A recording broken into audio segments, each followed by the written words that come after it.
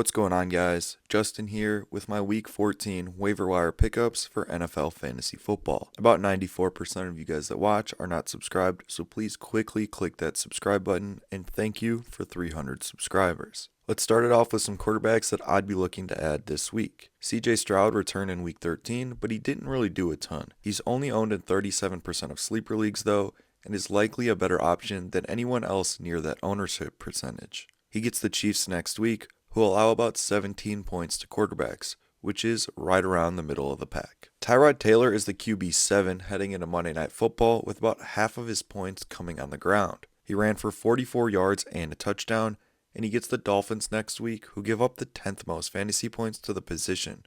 He could be a solid streamer next week. I don't think I'm going to ever suggest starting Tua at this point, but if you need a deep streamer, he could be one next week with his matchup against the Jets. The Jets are right in the middle of the league in terms of fantasy points allowed to the position, but you could definitely do worse than Tua next week. He also has a great fantasy playoff schedule, getting the Steelers, Bengals, and Buccaneers, who are all bottom 6 in fantasy points given up to the position. Now let's jump over to the running backs that I'd be looking to add this week. Devin Neal is somehow still under 60% owned even after Alvin Kamara was ruled out with a knee injury. Neal finished with 9.9 fantasy points, but he did touch the ball 17 times, so the usage is definitely there. I'm not sure of the extent of Kamara's injury, but if he is going to miss more time, Neal is a must-add with a great schedule ahead. Chris Rodriguez was the lead running back for the Commanders once again, notching 11 carries for 41 yards and a touchdown. The backfield is still split though, with Bill and McNichols seeing touches, but Rodriguez should absolutely be rostered. Aaron Jones seemed to re-injure his shoulder this past week, so that would mean Jordan Mason is a must-add. He has a great schedule ahead, getting the Commanders, Cowboys, and the Giants in the next 3 weeks.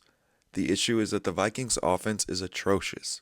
He's still absolutely worth an add, but I can see you targeting other positions based on team need. Trey Benson may return in Week 14, but if he doesn't, Bam Knight looks to be the starter for the Arizona Cardinals. He would draw an extremely difficult matchup against the Rams, but on the bright side, he's had 3 straight games of 3 or more catches, which provides him with a solid PPR floor. Tajay Spears isn't anything flashy, but he's caught 4 or more passes in 3 straight games, and 3 or more in 7 straight.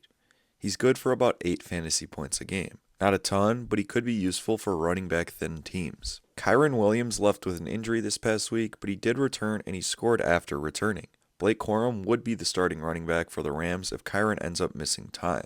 Corum is one of the top handcuffs to own in the final stretch of the fantasy season, and he provides a very small amount of standalone value too. Woody Marks was also dealing with an injury in his game against the Colts.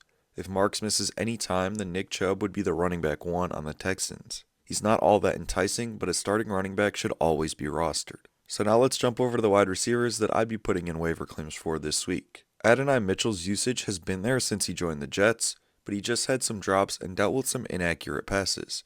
And finally, in Week 13, he blew up. 8 catches on 12 targets for 102 yards and a touchdown. The Jets get the Dolphins, Jaguars, and Saints up next, so I'd argue he's a must-add as long as Garrett Wilson remains sidelined. A week after seeing 7 targets, Devon Vell saw 8, catching all of them for 93 yards and a touchdown. He looks to be benefiting from the Rashid Shaheed trade and could be a top 3 option on the Saints. Obviously, that isn't a great offense, but they should always be in the need to pass, so Vell could be a deeper option moving forward. Christian Watson had a big-time performance on Thanksgiving, which included a 51-yard touchdown reception. He has led the Packers in targets and fantasy points since his first game in Week 8, so he should absolutely be rostered. The Packers get the Bears twice in the next 3, and then Baltimore in the fantasy championship. A solid schedule ahead for this wideout. Jalen Coker finally put up a great fantasy game this season. I've been in on him all year, and he popped off for 74 yards and a score in Week 13. The Panthers are on bye in Week 14, but get the Saints and Bucks coming out of it. Jaden Higgins is still only rostered in about 40% of leagues, despite posting 9.5 or more fantasy points in 4 of his last 5 games before Week 13. And in Week 13, he caught 5 passes for 65 yards. He is a solid low-end wide receiver 2 or high-end wide receiver 3 that needs to be owned in every league. Chris Godwin posted 10.8 fantasy points in Week 13 after catching 3 of his 5 targets for 78 yards. He should probably be rostered as a flex option too. And Luther Burden just had his 3rd straight game of 5 or more targets. The The fantasy output isn't quite there yet, but the blow-up game may be on the horizon, so make sure you stash him too. And finally, let's look at the tight ends I'm trying to add this week. Brenton Strange was on this list last week, and he's still only rostered in 47% of leagues. He had 93 receiving yards in week 12, and followed up with 45 in week 13, adding on a touchdown.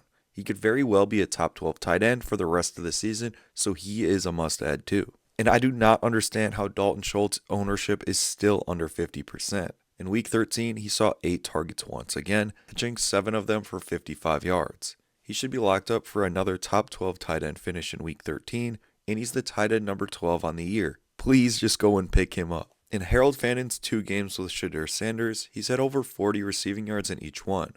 It's hard to trust the Browns' offense, but Fannon is a solid tight end option if you need help at the position. Darren Waller returned in week 13, and he didn't do a ton, but he has a very good schedule ahead of him. He gets the Jets, Steelers, and Bengals, and in the 3 games he was healthy for this season, he finished as the tight end 4, 6, and 20. He's another solid tight end option. And Evan Ingram finally had a good game, catching 6 passes on 9 targets for 79 yards. His ownership dipped all the way to 33% because of his lack of production so far this season. I don't watch every Broncos game, but it seemed that they figured out how to use him, hitting him on these short, quick routes and getting him some run after the catch. Collinsworth kept on comparing him to Kelsey, so we'll see how they use him moving forward. And lastly, some defenses I like this week are the Buccaneers at home against the Saints, the Rams at the Cardinals, the Seahawks at the Falcons, the Broncos at the Raiders, the Ravens versus the Steelers at home, the Browns versus the Titans at home, and the Commanders at the Vikings. Thank you guys for watching this video. Drop any questions that you have in the comments below.